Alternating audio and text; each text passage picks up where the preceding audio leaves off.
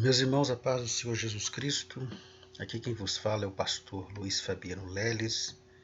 Nós estamos em mais uma gravação da lição bíblica da EBD, da CPAD. Este trimestre nós estamos estudando sobre os ataques contra a Igreja de Cristo.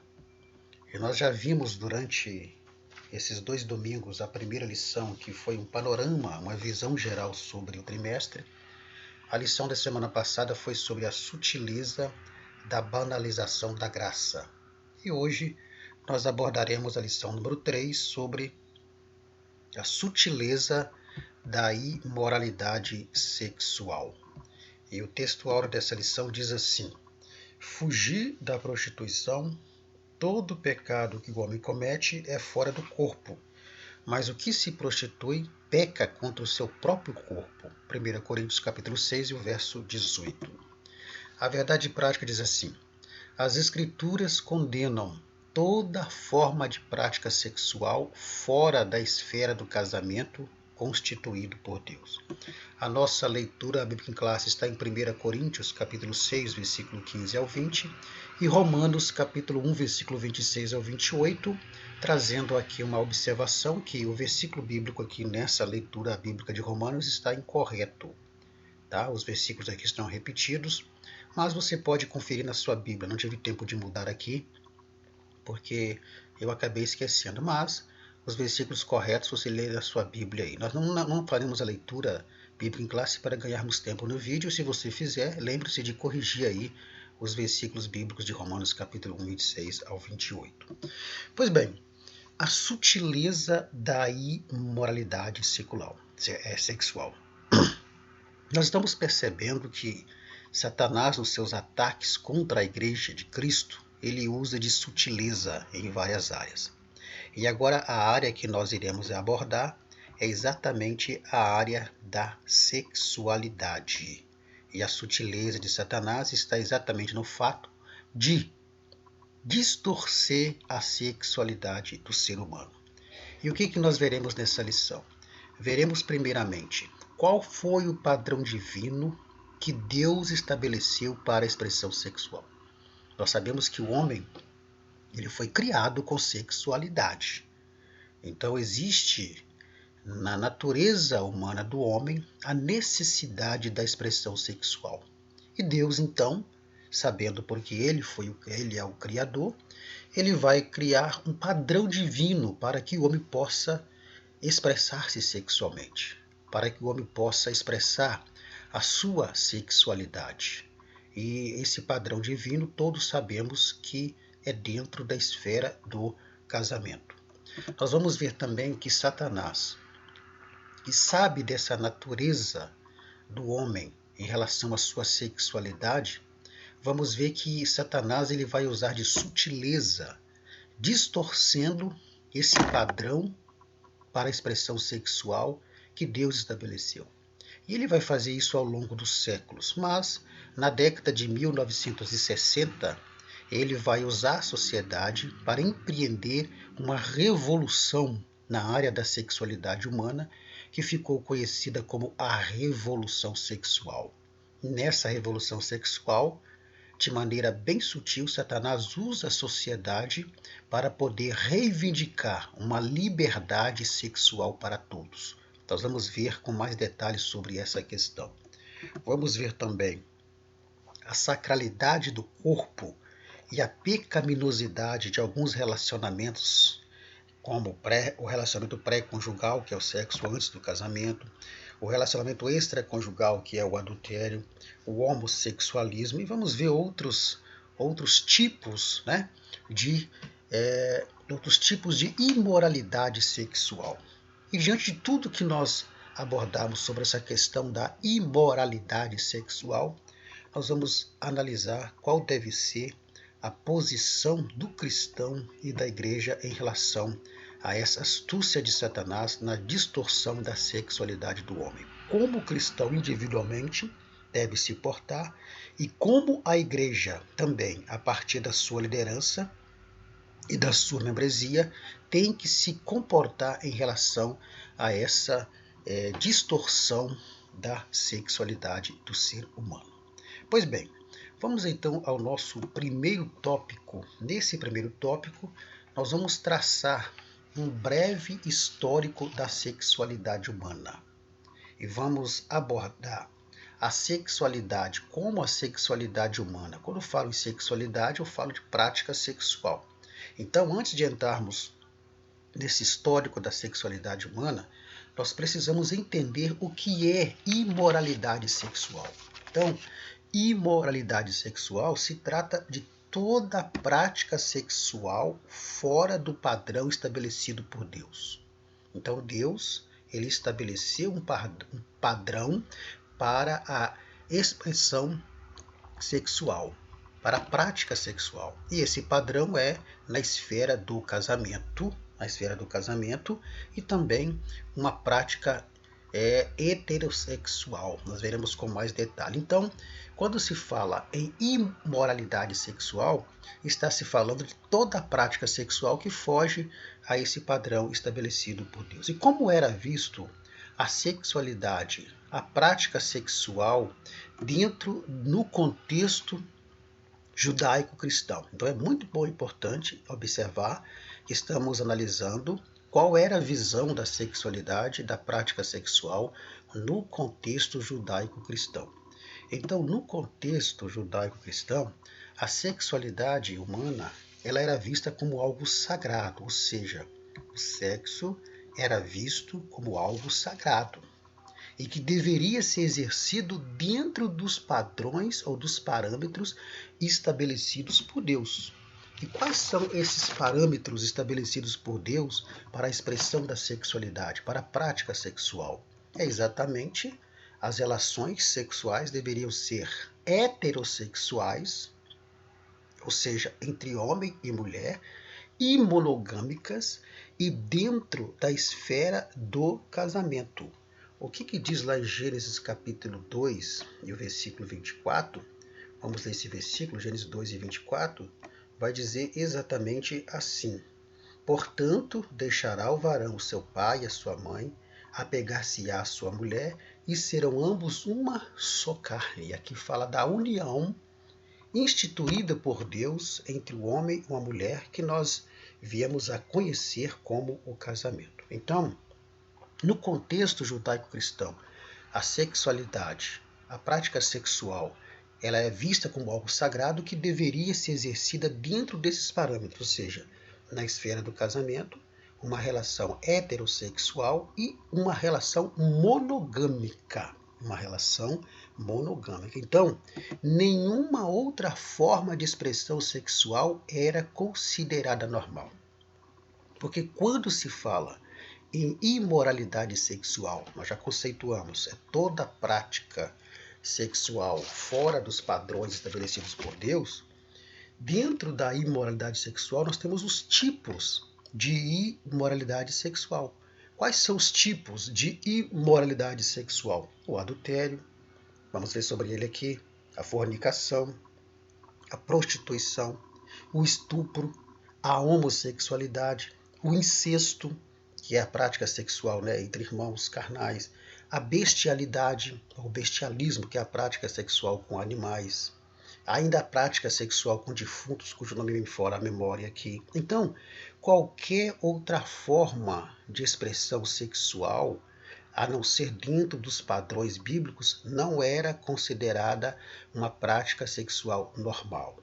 Então, nós podemos dizer que, dentro do contexto judaico-cristão, havia então uma visão conservadora sobre a forma como a sexualidade deveria ser expressada, ou seja, a sexualidade, a prática sexual deveria ser realizada dentro desses padrões estabelecidos por Deus e era visto como algo sagrado quando praticado dentro desses padrões estabelecidos por Deus.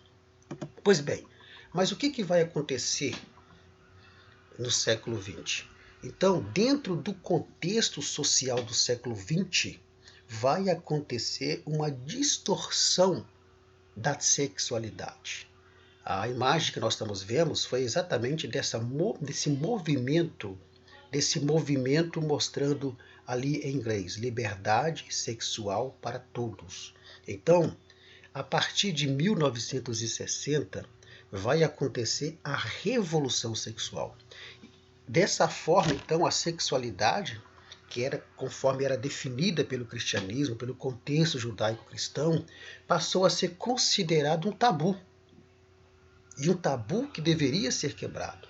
O que é um tabu? Tabu é algo considerado como proibido, né? Perigoso, imundo, impuro, algo que era proibido de se falar, de se fazer. Então, praticar sexo fora do casamento não era algo normal. Normal era a prática do sexo dentro do casamento, conforme os padrões estabelecidos por Deus. Mas isso se tornou um tabu. Isso se tornou algo a ser quebrado. Então, o que vai acontecer? A partir de 1980, então, essa revolução sexual, ela começa em 1960 e a partir de 1980, a prática sexual, a sexualidade, a relação sexual entre as pessoas do mesmo sexo, a relação extraconjugal, a relação pré-conjugal, a relação homossexual, todos esses tipos de imoralidades sexuais passaram a ser vistos como naturalidade, com mais naturalidade. Passaram a ser vistos como algo natural. O que nós vemos aqui? Nós vemos a sutileza de Satanás em tornar normal aquilo que Deus havia estabelecido para um padrão da prática.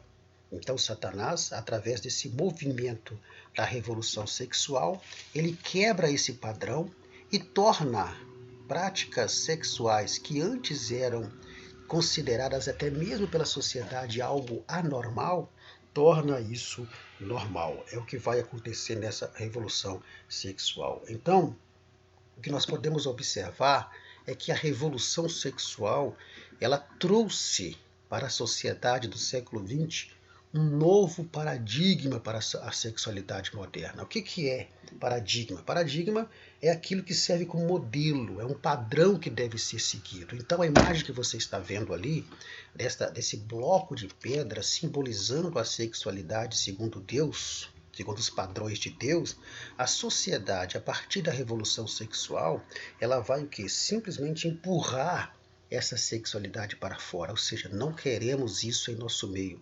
Nós queremos um novo padrão, queremos um novo modelo de sexualidade, de prática sexual que possa ser exercido, que possa ser expressado.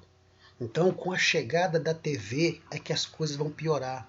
Com a chegada da televisão, de outras mídias, a contracultura. O que é contracultura? É a mentalidade daquelas pessoas que rejeitam, né? E que questionam valores, questionam práticas da cultura dominante da qual eles fazem parte. Ou seja, a sociedade fazia parte da cultura dela a prática sexual dentro dos padrões bíblicos.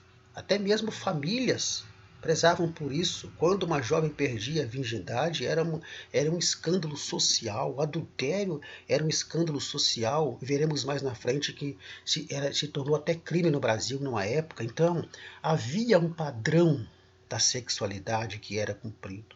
Mas com a revolução sexual, que se iniciou em 1960, e ao longo dos 20 anos, com a chegada da TV, tudo isso foi mudando. E aí, de uma forma dominadora, de uma forma conquistadora, o paradigma da sexualidade foi mudado. O padrão da sexualidade foi mudado. E aí o que vai acontecer?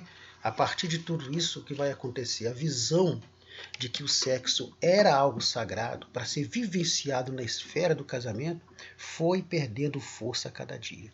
A cada dia mais, esse padrão da expressão da sexualidade foi perdendo força. Começou a se tornar normal o adultério, começou a se tornar normal a prática sexual entre pessoas do mesmo sexo, começou a se tornar normal a perda da virgindade, começou a se tornar normal aquilo que era uma prática pecaminosa no passado, passou a ser aceito como um comportamento que a sociedade tolerava, a sociedade permitia e a própria sociedade motivava. ou seja, através da mídia, através dos meios de comunicação, inserido em propagandas, em filmes, novelas, programas de entrevista e outras coisas mais, começou-se a se tolerar essas práticas, permitir essas práticas e, o que é pior ainda, a motivar essas práticas sexuais imorais. Passou-se a motivar a imoralidade sexual. Lembre-se, quando se fala em imoralidade sexual, está se falando de diversos tipos de moralidade, como citamos aqui, e de toda prática sexual contrárias aos padrões bíblicos. Então, tudo passou a ser algo normal. E aí é que está a sutileza de Satanás. Na sociedade, Satanás conseguiu deturpar a sexualidade humana, tornando normal práticas que são imorais, práticas que são pecados perante Deus e que fogem ao padrão divino. Mas o que não pode acontecer é que isso venha a se normalizar dentro da igreja. Então, diante de todo esse histórico da sexualidade que nós trouxemos aqui, da sutileza de Satanás a partir de revolução sexual, de tornar todas essas práticas normais, qual deve ser a postura da igreja? Então, é preciso entender que o verdadeiro cristão, ele tem a Bíblia como regra de fé e conduta. A imagem que você vê são de pessoas indo em direção à Bíblia e não fugindo ou caminhando em direção contrária à Bíblia. Por quê? Porque essa deve ser a postura do cristão.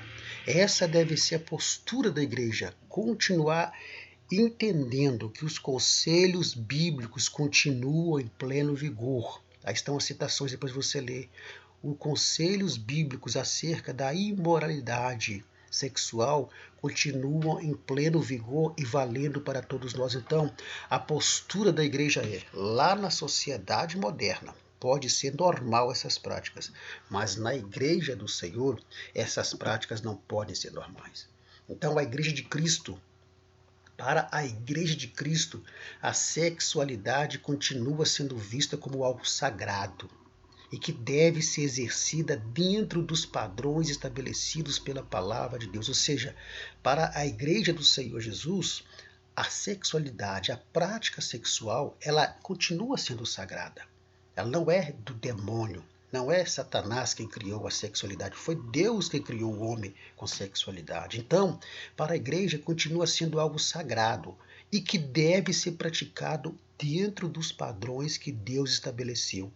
Fugindo desses padrões, se torna uma imoralidade que Deus não aprova, que Deus jamais aprovaria. Por que isso, irmãos? Porque a igreja tem que ter a postura de rejeitar, a postura de blindar, a postura de impedir que essas práticas aconteçam dentro do seu ambiente.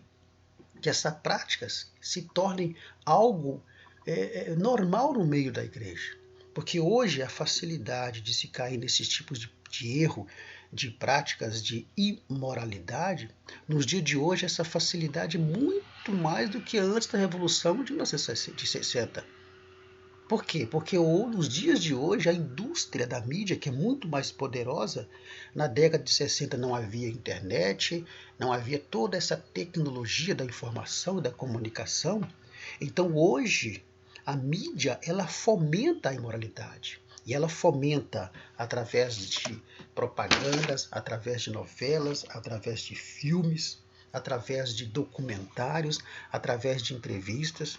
Hoje também é fomentado essa imoralidade sexual através da indústria da moda, que cada vez mais cria roupas sensuais, roupas provocantes, para exatamente despertar a sexualidade humana e levá-lo à prática da imoralidade sexual. Então, o cristão, para poder vencer isso, o cristão dispõe de recursos espirituais e morais para poder resistir a essas tentações e vencer a imoralidade sexual. Quais são os recursos espirituais? Temos a palavra de Deus, temos o Espírito Santo, temos todo um aparato de recursos espirituais para podermos vencer a imoralidade sexual. E temos também os recursos morais, que é o senso moral que nós temos, que sabemos que é errado a prática da imoralidade sexual em suas várias facetas. Então, a postura do cristão é uma postura de resistência contra a imoralidade sexual. A postura da igreja é uma postura de resistência contra a entrada de qualquer prática de imoralidade sexual dentro da igreja. Veremos daqui a pouco, no segundo tópico, esses tipos de práticas, sexuais imorais. Então, nesse primeiro tópico, nós abordamos que a sexualidade humana, ela é de natureza do ser humano. É natural que o homem sinta desejos sexuais, é natural que o homem ele queira expressar sua sexualidade, mas isso deve ser feito dentro dos padrões que Deus estabeleceu, que é o casamento, uma relação heterossexual e uma relação monogâmica, não da forma que está no mundo. Então, essa deve ser a postura da igreja e do cristão em relação à imoralidade sexual. Lá fora, normal. Na sociedade moderna, todas essas coisas são normais. Mas para a igreja, para o cristão, essas coisas continuam sendo imorais e não podem ser praticadas pelo cristão, não podem ser toleradas e aceitas pela igreja. Pois bem, uma vez que nós tivemos esse histórico da sexualidade humana, vamos ver agora, no segundo tópico, quais são as principais distorções da sexualidade sadia. Por quê? A sexualidade do ser humano, ela pode ser sadia ou pode ser doentia. Nós já estamos vendo aqui que a sexualidade humana não é pecado. Pecado é a expressão imoral dessa sexualidade. Então, qual é a sutileza de Satanás em relação à sexualidade? É que Satanás ele vai distorcer a sexualidade. Uma sexualidade que poderia ser sadia, ele vai tornar essa sexualidade. Quando fala sexualidade, fala-se da prática sexual. Então ele vai tornar essa prática sexual doentia e vai fazer algumas distorções. A primeira distorção da sexualidade é a prática da fornicação. Então nós colocamos uma imagem aí que assim como o adultério, a fornicação é um processo. Então você vê, vamos dizer ali, dois jovens ali se conhecendo pela internet, é um processo, e depois se encontrando para a prática da fornicação. Então o que é a fornicação? Então a fornicação, ela trata-se da prática do sexo entre solteiros ou entre um casado e um solteiro. Então, de um modo genérico, quando se fala em fornicação, está se falando primordialmente da prática sexual entre solteiros. Só que, devido à etimologia da palavra, fornicação, que vem da tradução grega porneia, a palavra porneia ela vai trazer um sentido mais amplo para a prática da fornicação. Então ela vai trazer um sentido mais amplo, abrangendo também qualquer tipo de ato sexual considerado pecaminoso e imoral. Em Atos 15, 29, lá está dizendo que nós devemos fugir, fugir da fornicação. Hebreus capítulo 12 e 16, vamos ver aqui, Atos 15 e 29. Olha só o que vai dizer em Atos capítulo 15 e o versículo 29. Diz exatamente assim, olha só. Que vos abstenhais das coisas sacrificadas aos ídolos, do sangue, da carne sufocada e da fornicação. Destas coisas fareis bem se vos guardardes. Hebreus capítulo 12, versículo 16, o escritor aos Hebreus vai dizer exatamente assim: e ninguém seja fornicador ou profano como Esaú. Então, a prática da fornicação, no seu conceito primário, é a prática sexual entre solteiros. Mas devido à sua etimologia de origem da palavra, porneia, ela vai abranger todas as demais práticas de sexualidade, de sexualidade impura. Então, o que nós precisamos entender é que a fornicação também é um processo. Então, o jovem dentro da igreja, a nossa preocupação é a questão do ambiente da igreja, porque lá fora a fornicação é normal. Lá fora, aliás, a fornicação é uma exigência, por alguns como prova de amor, Se você me ama, então vamos fazer isso. Mas dentro da igreja, não. Então, o que nós precisamos nos preocupar é com a questão da sutileza de Satanás ao distorcer a sexualidade sadia para que seja praticada dentro da igreja. Então, o que precisa ser entendido é que o sexo ele foi estabelecido por Deus. Sabemos disso. Mas Deus também estabeleceu o momento certo para exercer a prática sexual. Neste caso é o quê? No casamento. Paulo vai dizer que cada um tem seu próprio marido e sua própria mulher para evitar o que? A prostituição. 1 Coríntios capítulo 7, o versículo 2, pelo menos, vamos ler aqui. 1 Coríntios capítulo 7 e o versículo 2 vai dizer exatamente assim. Mas por causa da prostituição, cada um tem a sua própria mulher e cada um tem o seu próprio marido. Casamento monogâmico.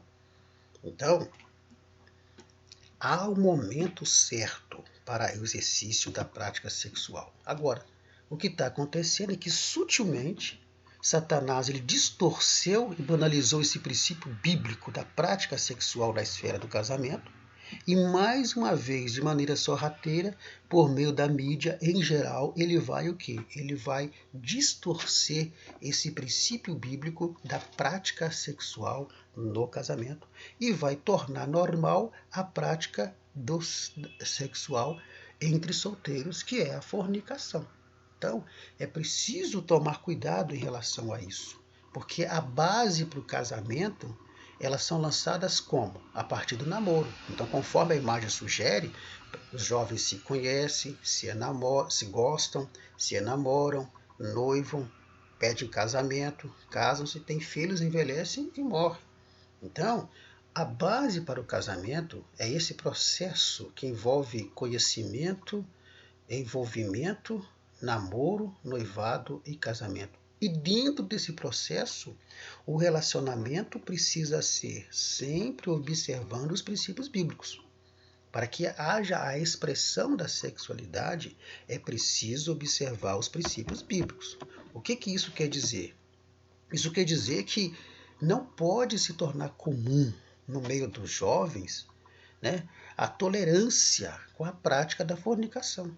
Ou seja, não se pode permitir aos jovens o sexo antes do casamento só porque estão comprometidos. Então, tem sido muito comum em muitas igrejas a tolerância de alguns com esta prática, permitindo o sexo antes do casamento entre pessoas já comprometidas. Ou seja, mas nós já somos noivos, estamos de casamento marcado, por que não podemos expressar nossa sexualidade um com o outro? Nós estamos comprometidos, nós vamos nos casar.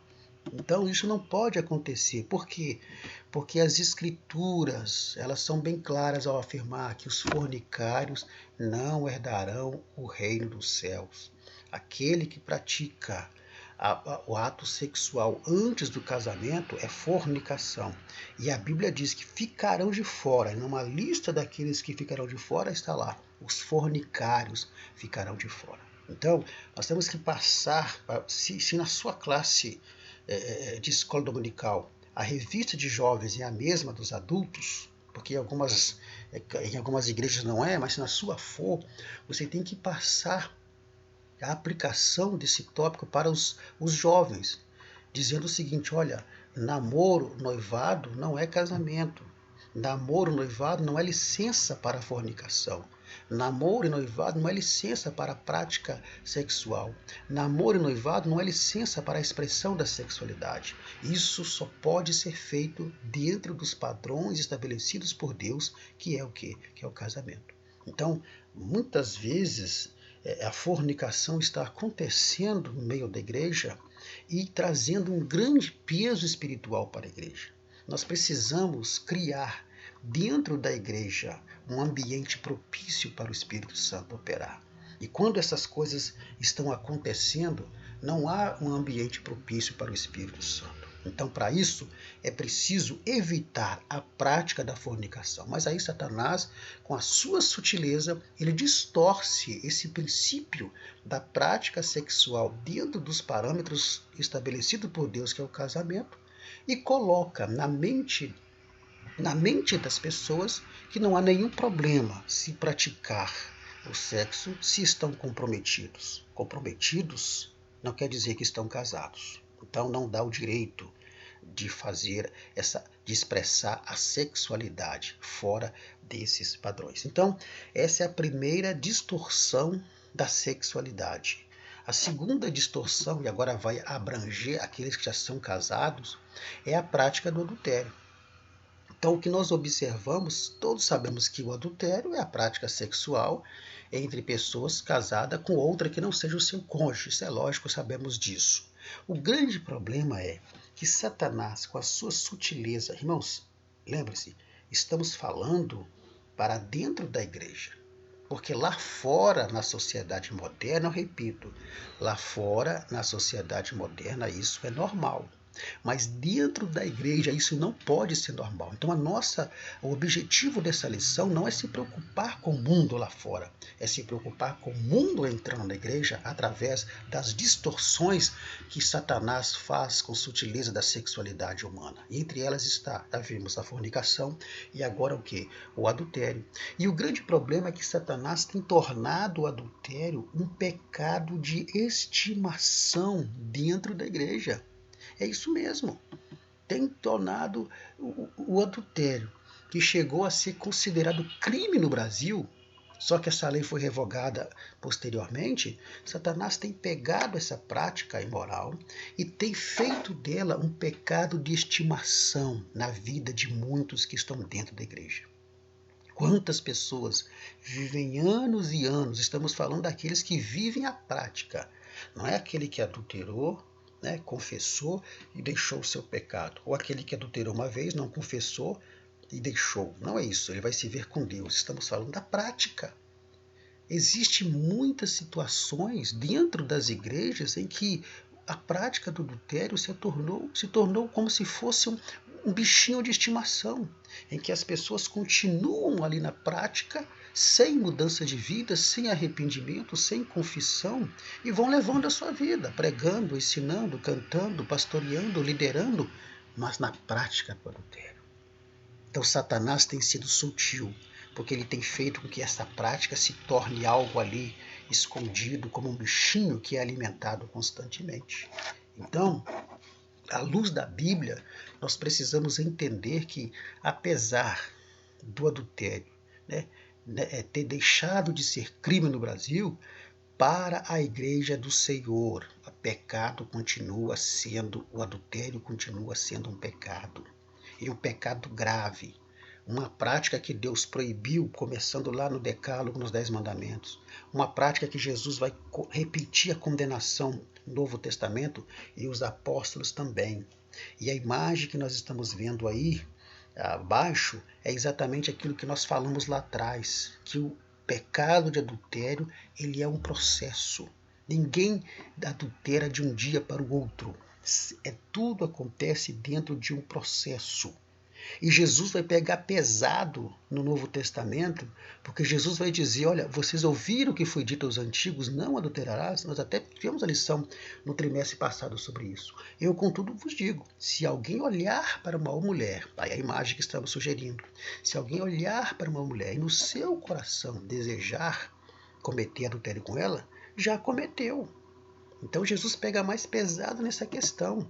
Então, quando Deus estabelece esse mandamento, não adulterarás, ele estava querendo com isso fazer o quê? Proteger o matrimônio, o casamento, que é uma instituição sagrada, uma instituição que foi instituída pelo próprio Deus. Então, quando ele cria esse mandamento, não adulterarás, que é repetido por Jesus, repetido por alguns dos apóstolos, é exatamente para proteger o casamento, para proteger essa instituição maravilhosa que é a família que ele estabeleceu. Então, a prática do adultério tem sido uma outra distorção, digo, da sexualidade do ser humano, que deixa de desfrutar da sexualidade com seu cônjuge para desfrutar da sexualidade com outra pessoa que não seu cônjuge, aí fugindo dos padrões estabelecidos por Deus. Então, nós podemos observar que essa é uma prática que foi distorcida pelo adversário. Outra prática outra prática que foi incluída pelo adversário e que banalizou isso e distorceu a sexualidade. Então, outra prática da distorção da sexualidade é a questão da homossexualidade. Então, o que é a homossexualidade? É a atração ou relação sexual entre pessoas do mesmo sexo. Quando se fala em homossexualidade, a primeira coisa que nós observamos, quando se fala em sexualidade, a primeira coisa que nós lembramos é exatamente do quê? É exatamente da homossexualidade masculina. Mas o que nós precisamos entender é que a homossexualidade ela não é apenas masculina. A homossexualidade ela é também o quê? Ela é também feminina.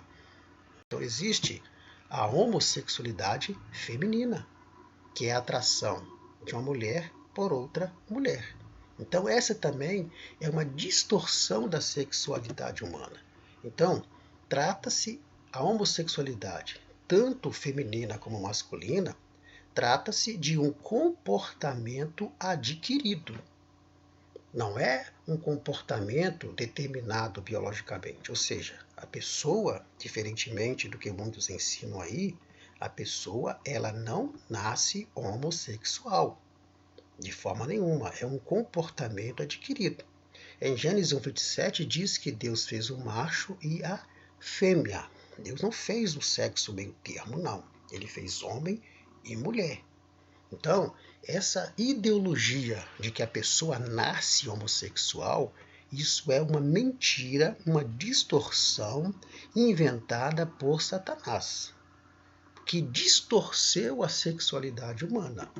Então, nós vamos citar apenas 3 razões bíblicas que são decisivas para contestar a homossexualidade como algo nato, ou seja, para contestar a ideia e o ensinamento de que a pessoa nasce homossexual. Apenas 3 verdades bíblicas serão suficientes, dentre muitas outras que poderíamos colocar, mas que não dá tempo e o espaço também não dá. Mas vamos colocar 3. Primeiro, a aceitação da homossexualidade fere a ordem e a essência da própria criação. Gênesis 2:18 diz que quando Deus ele viu que o homem estava só, o que Deus fez? Deus criou a mulher. Deus não criou um homem. Deus não criou um outro homem para fazer companhia para o homem. Deus criou a mulher. Então, aceitar a homossexualidade como algo nato, nós estamos ferindo a ordem da essência da própria criação, que o próprio Deus, quando viu a solidão do homem, cria para ele a mulher, não cria um outro homem. Segunda verdade bíblica, os homossexuais não podem cumprir o mandamento divino de procriação. Em Gênesis 1:28, Deus dá ordem para Adão e Eva crescer, multiplicar e encher a terra. Como é que 2 homens iam ser capazes de fazer isso? Se toda a sua biologia é diferente. Como é que 2 homens iriam conseguir procriar?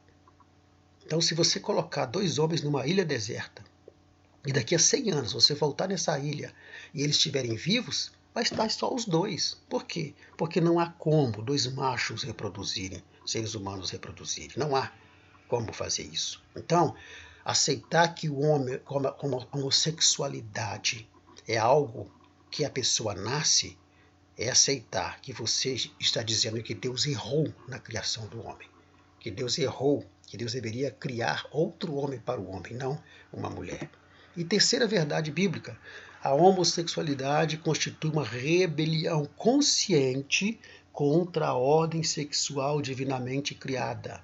Lá em Romanos 1:27-32 diz que, os homens mudaram o uso natural das coisas, é homem com homem, varão com varão, cometendo torpeza. Ali Paulo está falando sobre a homossexualidade e condenando a homossexualidade. Então, a questão do cristianismo, acerca da homossexualidade, não é contra as pessoas, mas contra a prática desses atos. Nós, cristãos, não condenamos a pessoa, mas condenamos a prática da pessoa, porque o próprio Deus condena essa prática. Pois bem, então, essa é outra distorção. a prática da homossexualidade. E não adianta tentar pegar versículos bíblicos isolados, tentar pegar textos isolados para poder, defender a prática.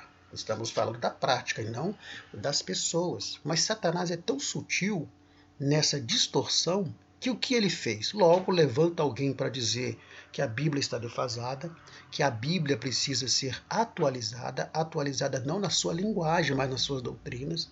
Logo lança-se uma Bíblia própria para o grupo que tem essas práticas.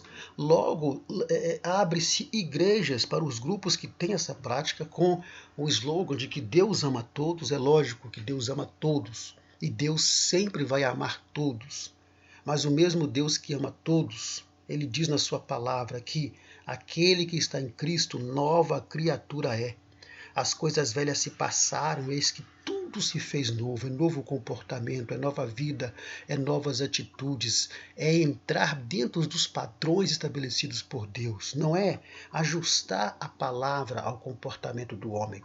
O homem é que tem que se ajustar à palavra de Deus. E a palavra de Deus é bem clara quanto às práticas relacionadas a essa área. Pois bem, assim então nós chegamos ao final desse segundo tópico, onde vimos a sutileza de Satanás nas distorções da sexualidade. Agora, diante de tudo isso que nós vemos, qual que é o padrão bíblico então para uma sexualidade sadia? O que a Bíblia fala sobre a sexualidade? Vamos ver então a sexualidade conforme a Bíblia, conforme os padrões que Deus estabeleceu. Como vimos aqui, a sexualidade é algo natural do ser humano. Ele precisa expressar sua sexualidade, mas precisa ser feito dentro dos padrões estabelecidos por Deus. Então, vamos entender dentro da sexualidade que quem criou o sexo foi o próprio Deus. E por que Deus criou o sexo? Aqui estamos falando da sexualidade. Por que Deus criou o homem com esse desejo, com o desejo sexual para a prática sexual? Então nós vamos ver que, primeiramente, Deus criou o sexo para atender uma necessidade da criação. Então o sexo atende uma necessidade da criação. Por quê? Porque através do sexo é que os homens se reproduzem, como vimos aqui. Então, através da prática sexual, o homem cumpre o princípio ético da criação que Deus determinou. Crescei, multiplicai e enchei-vos a terra. E como isso é feito? É feito através da prática sexual. Então, a primeira razão por que Deus cria o homem com a sexualidade é exatamente para atender uma necessidade da criação da própria humanidade. Então a intenção de Deus, quando Deus cria o homem com sexualidade, era não só dar domínio ao homem sobre todas as coisas, não, mas era também dotar o homem de capacidade de reprodução. E para isso, Deus vai fazer o quê? Deus vai criar outro homem? Não. Deus vai criar a mulher, Gênesis 2,18 de novo. Então, a primeira razão por que Deus cria o homem com sexualidade e com desejo sexual é para que, através da prática do sexo, haja a procriação. Então, é para atender uma necessidade da própria humanidade, da própria criação e procriação da humanidade. A segunda razão é que o sexo ele também foi criado por Deus como complemento e satisfação da vida do casal. Então, dentro da Bíblia Sagrada, a prática sexual ela não é vista apenas com finalidade de procriação, como alguns aí defendem erroneamente, que o sexo é só para procriação, não pode ter prazer. Não é isso. Olha o que diz em Provérbios, capítulo 15, ou capítulo 5, isso aqui é muito importante. O que o escritor fala sobre isso em Provérbios 5, 18 ao 20, diz assim, olha: seja bendito o teu manancial, e alegra-te com a mulher da tua mocidade, com a serva amorosa e gazela graciosa, saciem-te os teus seios em todo o tempo, e pelo seu amor ser atraído perpetuamente. E por que, filho meu, andarias atraído pela estranha? Por que você iria ter uma relação extraconjugal e abraçarias o seio da estrangeira se você tem a sua companheira da mocidade para você desfrutar? O que nós estamos vendo nesses versículos aqui, o que está escrito aqui, é que o prazer, a satisfação sexual é algo próprio da própria prática sexual. Não é pecado buscar isso. Não é pecado se buscar a satisfação e o prazer pela prática sexual, desde que seja praticado dentro da esfera do casamento, conforme Deus estabeleceu. Então, conforme a imagem da capa desse livro, que foi escrito por Sandra Oliveira e Júnior Oliveira, sexo é uma dádiva de Deus. A prática sexual é um presente de Deus para a satisfação mútua, para a satisfação do casal, dentro dos parâmetros estabelecidos por Deus, que é na esfera do casamento. E repito, é uma satisfação que tem que ser mútua. E eu creio que você está entendendo o que eu estou dizendo. Não é a satisfação apenas do marido, é uma satisfação mútua.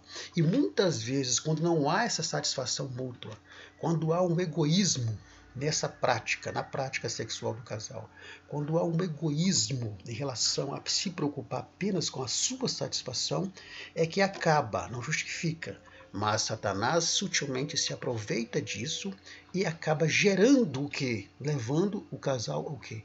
A distorção da sexualidade pela prática do adultério. Então o casamento, ele foi a maneira que Deus deixou para guardar o casal contra as mais diferentes formas de imoralidade sexual que existe, tais como já vimos aqui, fornicação, adultério, homossexualidade, e a própria masturbação para o casal, enfim, todas essas práticas sexuais indevidas.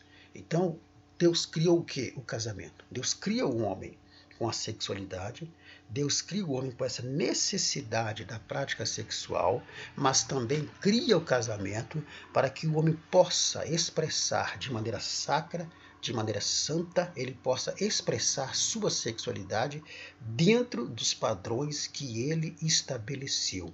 E dessa forma, então, o homem e a mulher são protegidos, guardados contra essas formas de imoralidade que estão aí fora. Então, sendo assim, nós precisamos entender que, diferente do que muitos pensavam no passado, o sexo não é diabólico. Por muitos anos se demonizou a prática sexual. Então, o sexo, a prática sexual, ela não é do diabo, não foi o diabo que criou, não é pecaminosa, desde que praticada dentro dos princípios divinos. E quais são os princípios divinos para a prática sexual? Casamento, relação heterossexual e monogâmica. Dentro desses princípios, aí então não há nenhum pecado, pelo contrário, pode-se desfrutar do prazer que a prática sexual traz, porque dentro desses princípios estará recebendo a bênção de Deus para a prática sexual. Pois bem, meus queridos, diante de tudo que nós ouvimos acerca da sutileza da imoralidade sexual, com Satanás distorcendo a sexualidade do homem, vamos voltar lá atrás. Qual deve ser a postura da igreja? Principalmente no que diz respeito à prática da homossexual. Principalmente no que diz respeito a homossexuais. A imagem que você vê sugere, uma imagem ilustrativa representando Jesus recebendo um possível homossexual, abraçando um possível homossexual. O que nós queremos mostrar com isso? Que a igreja, ela precisa ter a postura de entender que ela não pode, em hipótese alguma, deixar de considerar o homossexual como uma criatura de Deus, como alguém carente da misericórdia de Deus. Ou seja, a igreja não pode e nem deve rejeitar o homossexual. Não apenas o homossexual, nenhuma pessoa que viva contrária à palavra não pode ser rejeitada pela igreja. E eu costumo dizer o seguinte, que muitas das nossas igrejas não estão preparadas para receber essas pessoas. Eu vou fazer uma pergunta a você, professor, e você faz essa pergunta para os seus alunos. Se chegar uma dupla, porque não é casal, se chegar uma dupla de homossexuais na sua igreja, seja masculino ou feminino. Se chegar uma dupla de homossexuais no Senhor de mãos dadas, como essas pessoas serão recebidas? E se, vamos ir mais além, e se essas pessoas aceitarem Jesus como Salvador, como será o tratamento com essas pessoas? Então nós precisamos entender que se a pessoa homossexual se arrepender, aceitar Jesus, a igreja precisa abraçá-lo. A igreja precisa recebê-lo, assim, porque Jesus jamais deixaria de receber essa pessoa. Mas o que eu posso dizer é que repito, que muitas das nossas igrejas, estou falando das Assembleias de Deus como um todo, não estão preparadas para receber essas pessoas. Mas se essas pessoas vêm ao culto, são bem recebidas, são bem tratadas, são tratadas com humanidade, são tratadas como criaturas de Deus, são tratadas com amor, e essas pessoas se arrependem, aceitam Jesus como Salvador, a igreja precisa abraçar essas pessoas. E elas precisam ser abraçadas, quando eu falo abraçada, é bem recebida, já na entrada, na recepção. Mas quando acontece de entrar pessoas com essas características, muitas vezes a igreja fica olhando para essas pessoas com rabo de olho, desculpa a expressão, fica olhando assim entre os olhos, desconfiadas, quando deveriam ser bem recebidas, bem tratadas. E uma vez que elas se arrependem e aceitem Jesus, aí então a igreja tem que intensificar esse apoio. E aí, o que a igreja precisa fazer? Deve discipular essa pessoa e ensiná-la, mostrando para ela que as práticas que elas têm são impedimento para entrar no reino de Deus, que as práticas delas são práticas que Deus condena e que essas práticas podem impedi-la de alcançar a salvação. E aí, junto com essa pessoa, a igreja vai buscar a libertação dessa pessoa. Ora, se nós entendermos que a questão da homossexualidade, tanto feminina como masculina, não é algo nato, a pessoa não nasce homossexual, então é algo espiritual. Então, se nós cremos que é algo espiritual, como então nós não recebemos essas pessoas como deveriam ser recebidas? Para ajudá-las a se libertar da prática. Então a igreja precisa entender isso e receber essas pessoas. Ainda mais quando essas pessoas aceitam Jesus, deve continuar tratando bem essas pessoas. E aí vai trabalhar com elas, vai discipliná-las, vai discipulá-las, ensiná-las, orar com elas, jejuar com elas, buscar o Espírito Santo para que possa conceder uma libertação completa dessa pessoa em relação às suas práticas. Mas infelizmente não é assim que acontece. Então, essa deve ser a postura da igreja. E em relação às outras demais formas de imoralidade sexual, a igreja, a liderança, não pode ser tolerante com a fornicação, não pode ser tolerante com o adultério, não pode ser tolerante com outras formas de violência sexual, não pode ser tolerante com outras formas de imoralidade sexual, porque, repito, lá fora é normal, mas dentro da igreja essas práticas não podem ser tratadas como normais. E qual que é a conclusão que nós chegamos? É que, primeiro, a prática da imoralidade sexual está associada a um processo, como dissemos lá atrás, assim como o adultério. A imoralidade sexual e seus vários tipos é um processo contra o qual o cristão deve estar atento. Por quê? Porque esse processo começa primeiro com o olhar, depois sobe para a mente. A mente começa a trabalhar, começa a tramar, começa a arquitetar, começa a planejar. Aí desce para o coração. E quando desce ao coração, o coração vai transformar esse processo em prática ou não. O coração vai transformar esse processo em ações ou não. E muito, na maioria das vezes, acabam transformando esse processo numa prática, e numa prática de imoralidade sexual. Segundo, a sutileza de Satanás está exatamente em normalizar e normatizar a imoralidade sexual e seus vários tipos, lembra-se, seus vários tipos, na sociedade, na família e na igreja. Na sociedade já conseguiu. Na sociedade já conseguiu normalizar muitas práticas sexuais e morais. Na sociedade também algumas práticas já conseguiram normatizar. também, a união, né, entre pessoas do mesmo sexo, a mudança do conceito de família e por aí vai, porque biblicamente família e pela lei também sempre foi ao homem, o macho e a fêmea e sua prole, mas já normatizaram e normalizaram o novo conceito de família, onde 2 homens adotam uma criança e uma família, ou 2 mulheres adotam uma criança e é uma família. Então, na sociedade, Satanás já conseguiu normalizar e normatizar. Na família e na igreja, nós somos responsáveis para não permitir que isso aconteça, que isso se torne algo normal. Então, para isto, Satanás, para normalizar na sociedade, para normalizar e normatizar essas práticas de moralidade sexual na sociedade, na família e na igreja, ele usa de estratégias claras e subliminares de indução à prática da mesma. Isso através da mídia, através de novelas, através de filmes, através de reality shows que temos por aí, você sabe de que eu estou falando, de reality shows, através de propagandas. Hoje, uma propaganda de carro tem lá uma pessoa vestida de maneira sexual.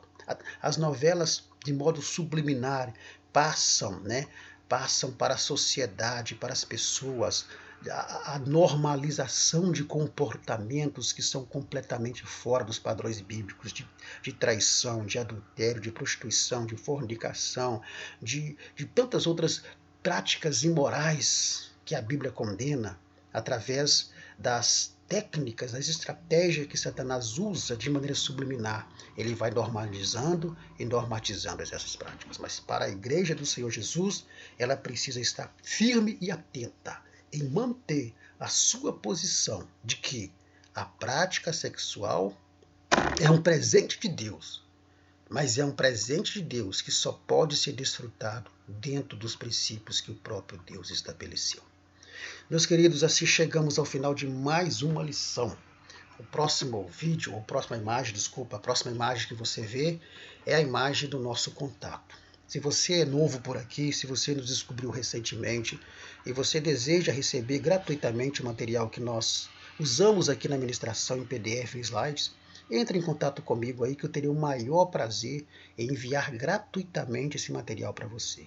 Também temos temos grupos de WhatsApp, né, onde nós postamos semanalmente todo esse material.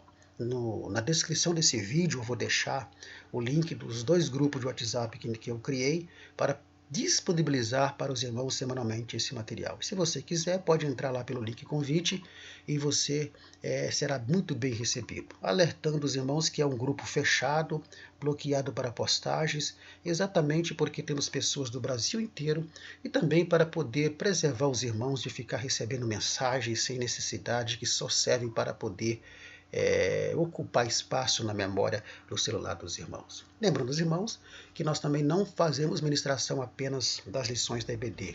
Aqui na imagem você vê a nossa atuação. Estamos disponíveis para todos os irmãos para ministrar a palavra de Deus. E lembrando a todos que sempre nos acompanham, talvez você começou agora, é que a nossa gravação ela é 100% amadora.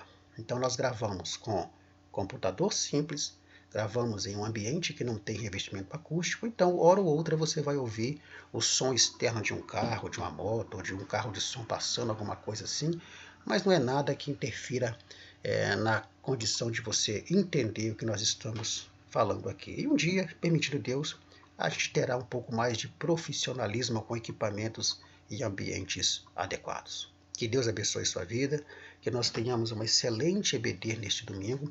Na próxima semana estaremos abordando a lição número 4, a sutileza da normalização do divórcio. Olha o assunto de novo aí, assunto quente para ser tratado. Que Deus abençoe sua vida e lembre-se, se o seu chamado é ensinar, então que haja dedicação ao ensino. Que Deus te abençoe e até a próxima semana, em nome do Senhor Jesus Cristo.